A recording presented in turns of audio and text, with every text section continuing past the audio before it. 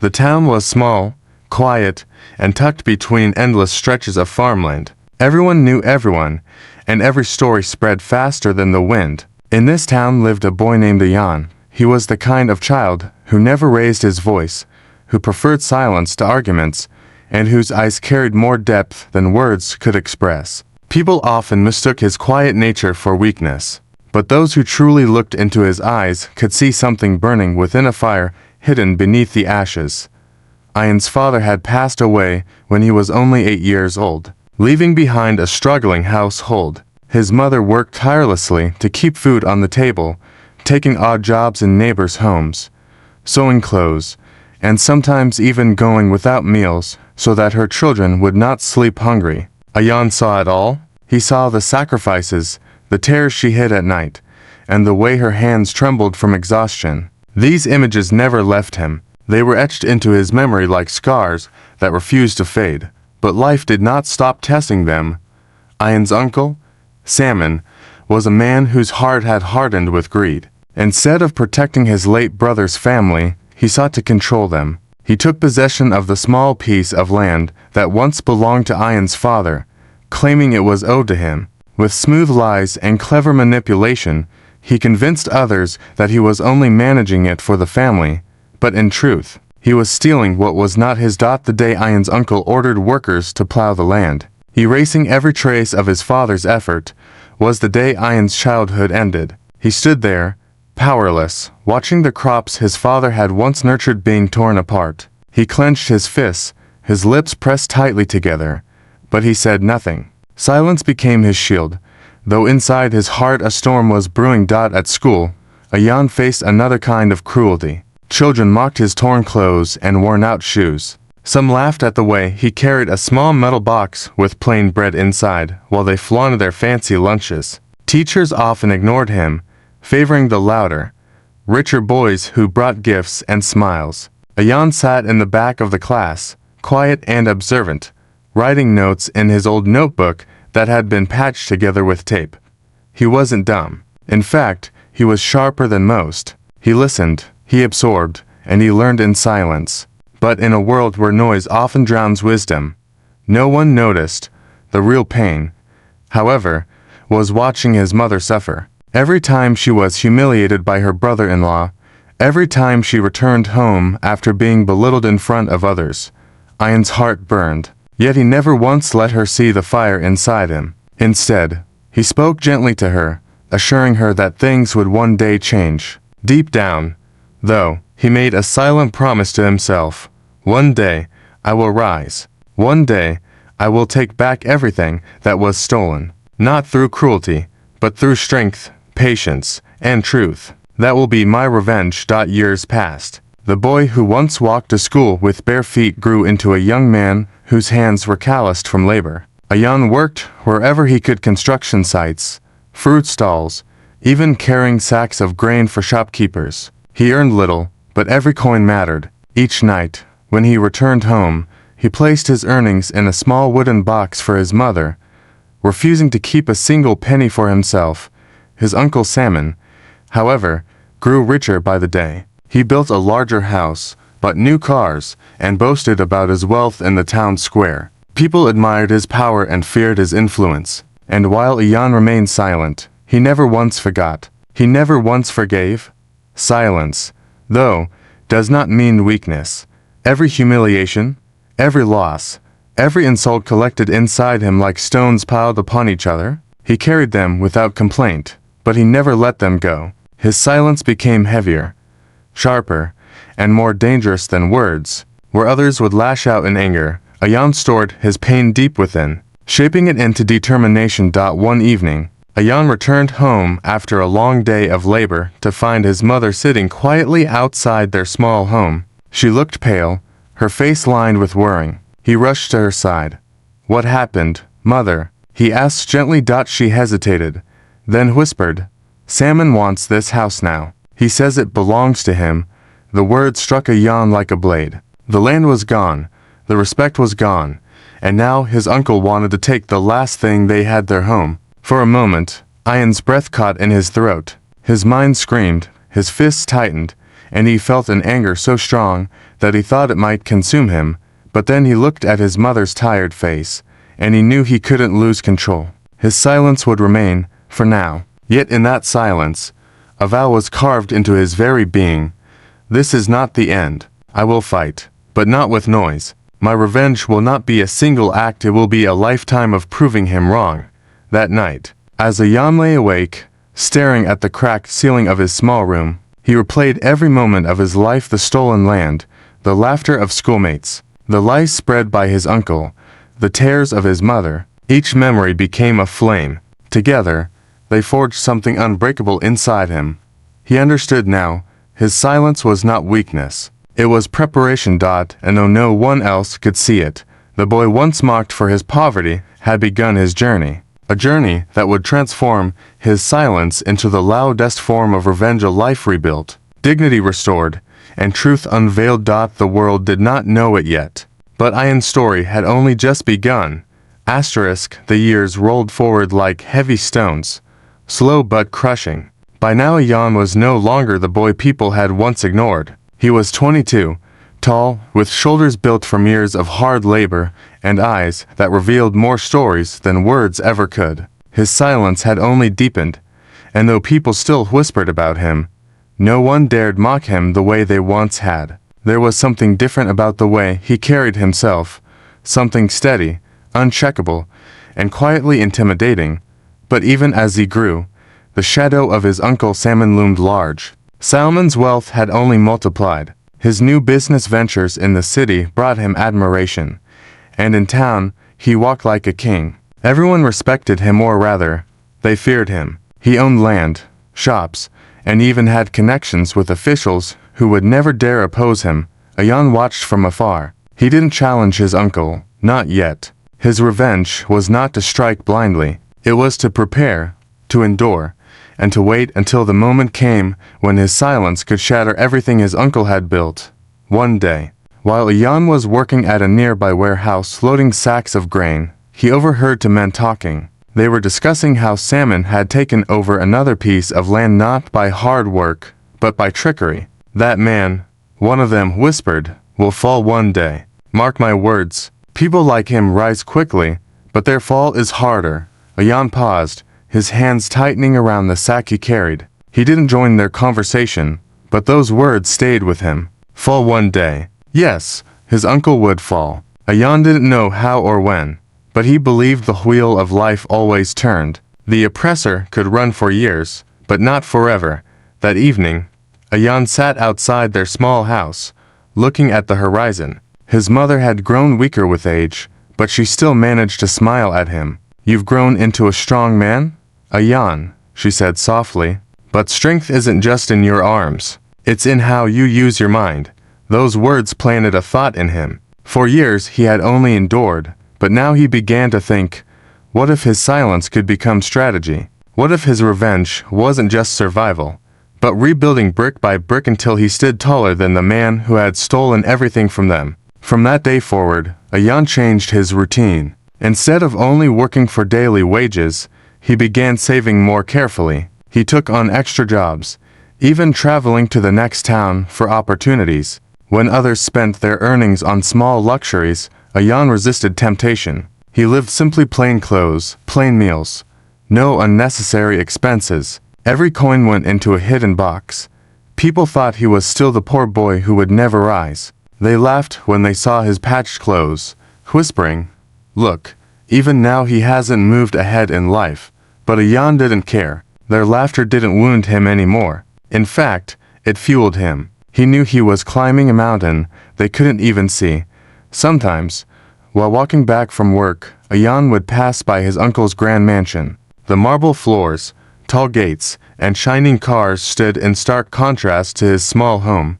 But instead of burning with jealousy, Ayan felt something else: determination. He whispered to himself, "This will not last forever. One day, I'll stand higher, not by stealing, but by earning, and that will be my revenge." But life, as always, had its tests. One winter evening, as the cold wind rattled their fragile windows, Ayan returned home to find his mother lying weak on her bed. Her breathing was shallow, her face pale. Panic surged through him. He rushed to call a doctor, but the treatment required money far more than he had saved. For the first time in years, Ayan felt helpless. He sat by her side, holding her hand, his chest heavy with grief. The woman who had carried him through every storm was slipping away, and he couldn't stop it. That night, she whispered, "Don't let my struggles go to waste, Ayan. Live strong. Don't bow your head to anyone, and never let Sammon's cruelty define your life." The next morning, she was gone. Ayan buried his mother with trembling hands, his face dry though his heart was drowning. No tears escaped him, only silence. People at the funeral whispered, "Look at him." Not a single tear. But they didn't know the truth. His grief Washington asterisk. But they didn't know the truth. His grief was too deep for tears. It had turned into something harder resolved. From that day, Ayan was no longer just a boy who endured. He became a man with a mission. His silence grew colder, sharper, almost frightening. People began to say, "Don't cross Ayan, he doesn't speak." But his eyes, they speak enough. Months passed after his mother's death. Ayan worked harder than ever, sometimes 15 to 16 hours a day. He learned new skills repairing machines, managing accounts, and eventually, how to run small trades. He started with almost nothing, buying vegetables in bulk and selling them in the market for a small profit. Then he expanded to grains, then cloth. Slowly, brick by brick, he began building something of his own. The townspeople barely noticed. To them, he was still that quiet boy working odd jobs. But behind the curtain of silence, he was preparing for the moment his revenge would begin. Then one day, news spread.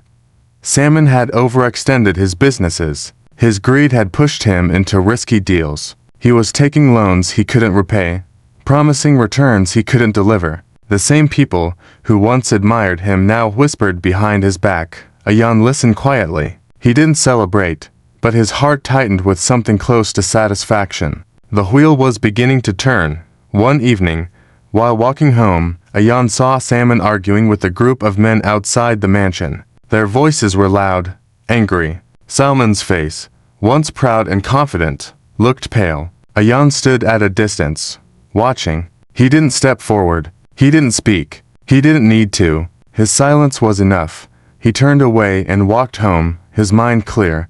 The time was coming. The man who had stolen everything from him was crumbling, and when the collapse was complete, Ayan would be there not to strike him with violence, but to stand taller with dignity, to show that truth and perseverance always outlast greed, and that, Ayan knew, would be the sweetest form of revenge. The years rolled forward like heavy stones, slow but crushing. By now, Ayan was no longer the fragile boy people had once ignored. He was 22 now, tall, with shoulders hardened by years of work and eyes that revealed more than words ever could. His silence had only deepened. People still whispered about him, but they no longer mocked him the way they once had. There was something different in the way he carried himself, something steady, uncheckable, and quietly intimidating. But even as he grew, the shadow of his uncle Sammon loomed over him. Salmon's wealth had multiplied, his power spread across the town, and his arrogance had become legendary. He had built a mansion at the very center of the town, a symbol of his dominance. He walked with his head high, dressed in expensive suits, and drove cars that the rest of the town had only seen in magazines. People respected him, or perhaps they simply feared him. For Sammon had learned how to use money as both a shield and a sword. Ayan kept his distance. He watched, he waited, he endured. One afternoon, while working at a nearby warehouse, loading sacks of grain onto trucks, Ayan overheard two men talking as they smoked cigarettes under the shade of a tree. "Did you hear?" One said. "Sammon bought another piece of land. They say he tricked the owner into signing papers he didn't even understand." The other man shook his head. "That man will fall one day. People like him rise quickly, but their fall is harder. Everyone fears him now, but when his power slips, no one will stand by his side." Ayan paused, tightening his grip on the heavy sack he was carrying. He didn't join their conversation, but their words burned into his mind. Fall one day? Yes, his uncle would fall. He didn't know how or when, But he believed life had a way of balancing things. That evening, as he sat outside their small house watching the sky turn orange, his mother spoke to him softly. "You've grown strong, Ayan. But remember, strength isn't just in muscles. It's in how you think, how you act. That's what will take you further." Her words planted a new thought in his mind. For years, he had only endured, but now he began to realize his silence could become strategy. His revenge didn't need to be loud or violent. It needed to be precise, patient, and undeniable. From that moment, Ayan changed. He no longer thought only about survival. He began planning for the future. He saved his wages more carefully than ever. He took on extra jobs, sometimes traveling to nearby towns just to earn a little more. When others spent money on small luxuries, Ayan resisted. His clothes remained plain, his meals simple, his life bare. Every coin went into a small iron box hidden beneath the floor of his room. People mocked him still. "Look at him," they said. "Still wearing old shoes. Still eating bread with nothing on it. What is he saving for? He'll never be anything more than a laborer." But Ayan ignored them. Their laughter didn't sting anymore. If anything, it fueled him, because he knew something they didn't. He was climbing a mountain that they couldn't even see. Sometimes, as he walked home after work, he would pass by Salmon's mansion. The polished gates, the glittering chandeliers visible through tall windows, the expensive cars parked outside, it all stood in stark contrast to his own modest home. But instead of jealousy, Ayan felt determination. He would whisper to himself, "This will not last. One day, I will stand higher, not by stealing, but by building. That will be my revenge." But life has a way of testing even the strongest hearts. One bitter winter evening, as the cold wind howled through the town, Ayan returned home to find his mother lying weak on her bed. Her breathing was shallow, her face pale, and her hands trembled as she reached for him. Panic surged through him. He rushed to call a doctor, but the treatment required money far more than he had saved. For the first time in years, Ayan felt truly helpless. He sat by her side, holding her fragile hand, his chest tightening with grief. She looked at him with tired eyes and whispered, "Don't let my struggles go to waste. Ayan, live strong. Never bow your head to anyone, and never let Salmon's cruelty decide who you are." Tears stung his eyes, but he bit them back. He wanted to tell her he would protect her, that he would make things better, but the words caught in his throat. The next morning, she was gone. The funeral was quiet. Ayan buried his mother with trembling hands, lowering her into the ground with a silence so deep that people watching whispered among themselves. "Look at him," one said. "Not a single tear," another replied. "Maybe his heart has turned to stone," but they didn't understand. His grief was too deep for tears. It had turned into something harder, something that couldn't be washed away. His silence had transformed into resolve. From that day forward, Ayan was no longer just a boy who endured. He became a man with a mission. After his mother's death, Ayan threw himself into work. He labored harder than ever, sometimes 15 or 16 hours a day. But more importantly, he learned. He studied how businesses worked, how goods moved from one place to another, how profits were made. He observed every detail like a hawk. He started small, buying vegetables in bulk and selling them in the market for a modest profit. When that worked, he moved to grains, then cloth. Bit by bit, he began building something of his own. No one noticed. To the townspeople, he was still the same quiet boy with patched clothes. But behind that curtain of silence, he was slowly rising. Then came the whispers. Sammon, the man who once seemed untouchable, had begun making mistakes. His hunger for more led him into risky business deals in the city. He borrowed money he couldn't repay, promised profits he couldn't deliver. The same people who once bowed to him now whispered about his arrogance. Ayan heard it all. He didn't smile. He didn't celebrate. He simply noted each rumor like marking lines on a wall. The cracks in Salmon's empire were beginning to show. One evening, Ayan was returning home when he saw a group of men standing outside Salmon's mansion. Their voices were raised, their words sharp with anger. Sammon stood among them, his face pale, sweat glistening on his forehead.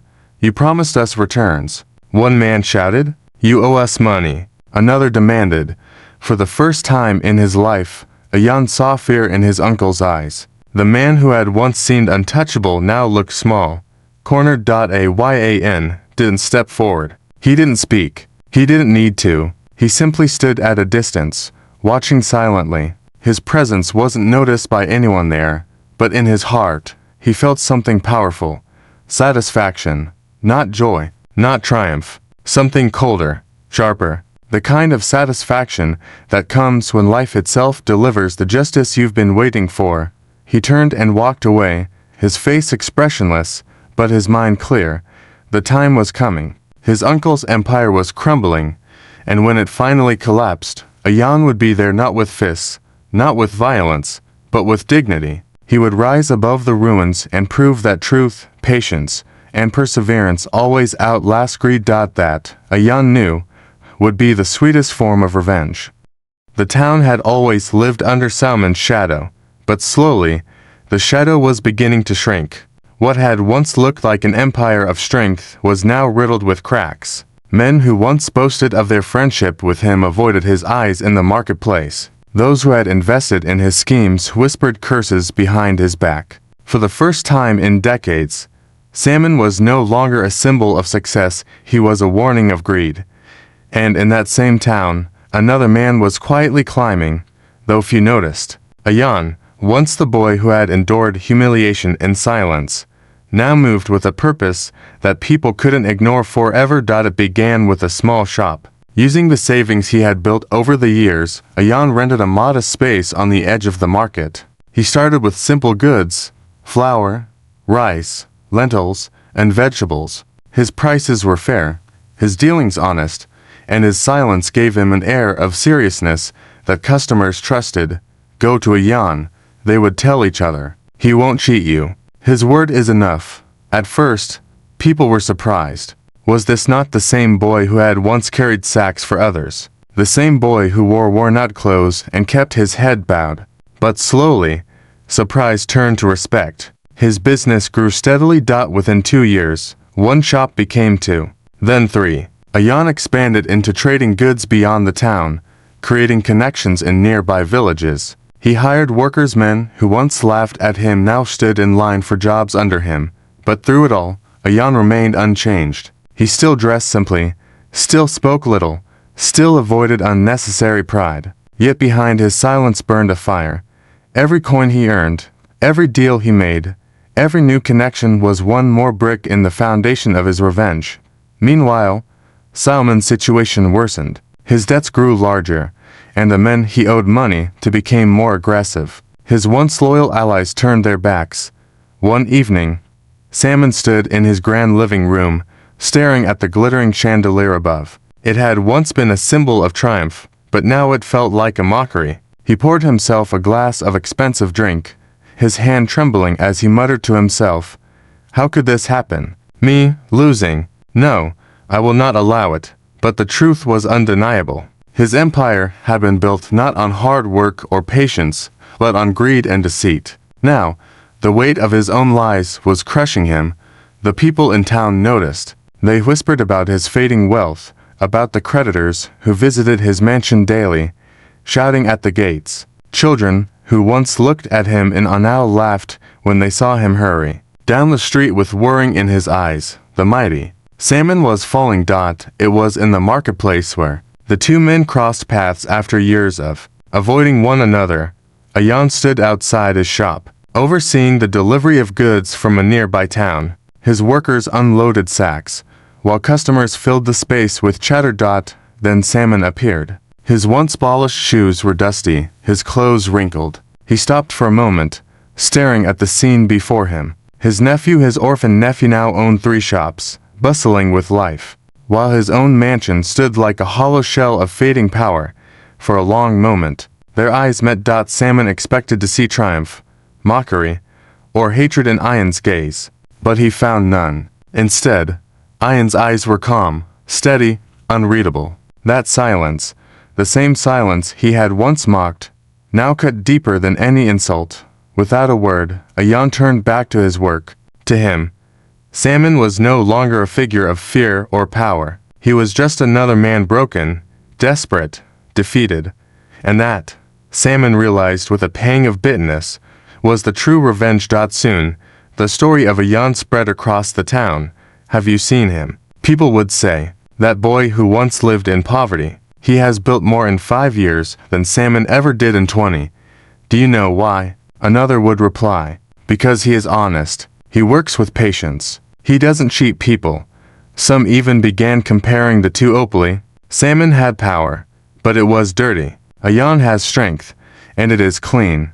Sammon heard these whispers everywhere he went. Each word was like a knife twisting in his chest. He began avoiding the marketplace altogether, ashamed to walk among the people who once bowed before him. One night, when the air was heavy with storm clouds, Sammon sat alone in his study. Papers lay scattered on the table, bills, unpaid debts, foreclosure notices. He had sold land, jewelry, even cars, but it was never enough. For the first time in his life, he felt the full weight of failure pressing down on him. His pride, once his greatest weapon, now suffocated him. And in the silence of that night, a realization struck him. It was not the creditors or the town that had destroyed him. It was Ayan. Not directly, not by force, but by sheer contrast. Sammon had tried to crush the boy, yet the boy had risen. Sammon had sought to erase him, yet his very existence now made Salmon's defeat undeniable. While Sammon broke under the weight of his failures, Ayan's world expanded. He purchased land on the edge of the town and built a storage house for his growing trade. He hired more workers, creating jobs for families who had once pitied him. Children who once mocked him now ran errands for him, earning coins that fed their households. But Ayan never forgot his beginnings. He still visited the small grave where his mother lay, though he spoke no words there. His silence was his prayer, his promise that her struggles had not been in vain. In the town meetings, when others discussed new plans, Ayan was invited to sit among them. His voice, though rare, carried weight when he chose to speak. People respected him not only for his success, but for the dignity with which he carried it. And through it all, he never once sought out Sammon. He didn't need to. The revenge was unfolding naturally, without his interference. The climax of Salmon's downfall came during the annual town festival. It was a day when merchants displayed their goods, competitions were held, and families gathered in the square. This year, Ayan's stalls were the center of attention. His workers handed out samples of goods, his displays neat and organized, his name spoken with admiration. Sammon, desperate to prove he still had power, attempted to set up his own stall. But his goods were old, his presentation sloppy. Few stopped to look, and those who did quickly moved on. As the sun set and lanterns lit the square, the contrast was undeniable. Ayan's side of the market thrived, while Salmon's remained empty. At one point, Sammon stood and watched as a group of men congratulated Ayan on his growing trade. The applause, the respect, the admiration, it was everything Sammon had once enjoyed. Now it belonged to the boy he had once despised. Unable to bear it, Sammon left the square, his head bowed low. For the first time in his life, he felt invisible, and Ayan, he didn't even glance at him. That indifference was the final nail in the coffin, because sometimes, the sharpest revenge is not in destruction, but in becoming so much more than your enemy ever imagined you could be. The town had changed. What was once Salmon's kingdom was no longer his. His mansion still stood at the center, but it looked tired now, its paint peeling, its windows dull. The gardens that once bloomed with roses had turned dry, weeds crawling across the pathways. The fountain at the entrance no longer sang with water. It stood cracked, silent, and empty. Inside those walls, Sammon paced like a caged lion. He had sold most of his land, lost most of his investments, and his creditors had stripped him of everything that once gave him pride. The men who once bowed their heads now spat at the mention of his name. Ayan's rise in contrast. Ayan's world had blossomed. His shops had expanded into a full trading company. Caravans of goods left his warehouses weekly, traveling to towns far beyond the horizon. He had workers, accountants, and managers all loyal to him, not because of fear, but because of the respect he had earned. Yet Ayan remained simple. His clothes were neat but modest, his house comfortable but not extravagant. He didn't crave gold or attention. His revenge was never about glitter, it was about proving to himself and to the world that patience and honesty could outlast cruelty. The people of the town now looked at him as an example. Fathers pointed him out to their sons. Mothers prayed their children would carry his resilience. Even elders who once ignored him sought his advice in matters of trade and community. One late afternoon, as the sun dipped low and painted the town in shades of gold, Ayan walked through the marketplace. His presence was calm but commanding. People greeted him with respect. From a distance, he saw a figure standing at the corner, leaning against a wall. Sammon, the once proud man, now wore faded clothes. His beard was untrimmed, his hair streaked with gray. His eyes, once sharp and cold, now looked hollow, carrying the weight of sleepless nights. For a long moment, the two simply stared at each other across the marketplace. A hush seemed to fall over the people around them. Whispers spread quickly. "That's Sammon. Look how he has fallen." And Ayan, "He has risen higher than anyone expected." Sammon finally stepped forward. His walk was slow, hesitant. He stopped in front of Ayan, his lips trembling as if searching for words. "You," he began, but his voice cracked. He swallowed and tried again. "You became everything I tried to stop you from becoming." Ayan didn't reply. His silence, as always, spoke louder than words.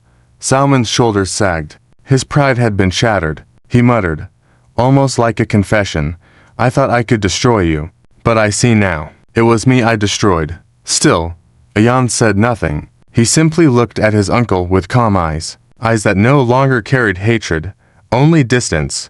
Then, with the faintest nod of respect to the people around him, Ayan turned and walked away. That single act, the refusal to gloat, to mock, to humiliate, was the sharpest revenge of all, because it showed that Sammon no longer mattered. He was no longer powerful enough to be an enemy.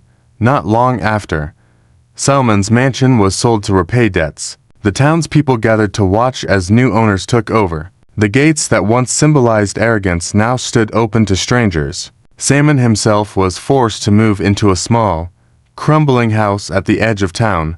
People whispered as they passed by him on the streets, but no one feared him anymore. He had become a cautionary tale, an example of how greed and cruelty lead to ruin. Meanwhile, Ayan purchased a new storage yard right across from the old mansion, not because he needed it, but because it stood as a quiet reminder that the tides of life had turned.